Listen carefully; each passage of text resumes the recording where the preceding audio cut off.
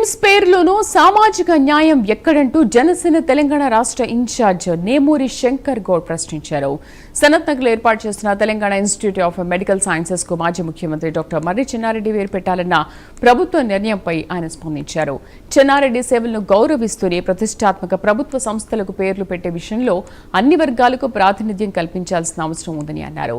బీసీలు, దళితులు, ఆదివాసీలు, మైనార్టీలు, ప్రజాసేవకుల సేవలను ప్రభుత్వం గుర్తించడం లేదా అంటూ ప్రశ్నించారు. సనత్ నగర్ ప్రాంతానికి చెందిన విద్యావేత్త దాత కంజర్ల శంకర్ యాదవ్ పేరును ఎందుకు పరిగణలోకి తీసుకోలేదని నిలదీశారు.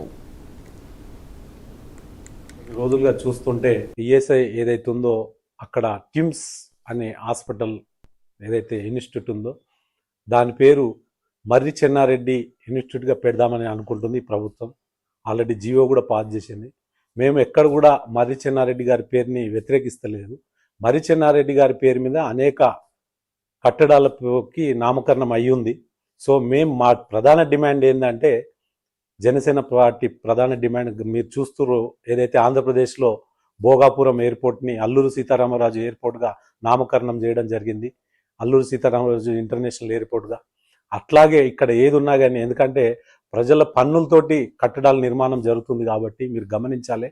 ఇక్కడ ఈ ప్రభుత్వం కాంగ్రెస్ ప్రభుత్వాన్ని నేను కోరేది ఒక్కటే, ఆల్రెడీ మర్రి చెన్నారెడ్డి గారి పేరు మీద అనేక కట్టడాలు నామకరణం అయి ఉన్నాయి. మా ప్రధాన డిమాండ్ ఏంటంటే పి జనార్దన్ రెడ్డి గారి పేరు పెట్టాలని మేము డిమాండ్ చేస్తున్నాం. ఎందుకంటే ఆయన ఈ హైదరాబాద్లో తెలియని వ్యక్తి అనేటో ఉండరు, తెలియని వ్యక్తులు ఉండరు, తెలియని నాయకులు ఉండరు. ఆయనతో కలిసి ప్రయాణం చేసిన మంది అనేక మంది ఎమ్మెల్యేలుగా, ఎంపీలుగా అయిన వాళ్ళు కూడా ఉన్నారు. అది గమనించాలని నేను ఈ ప్రభుత్వాన్ని డిమాండ్ చేస్తున్నా. తెలంగాణలో గత కొన్ని రోజులు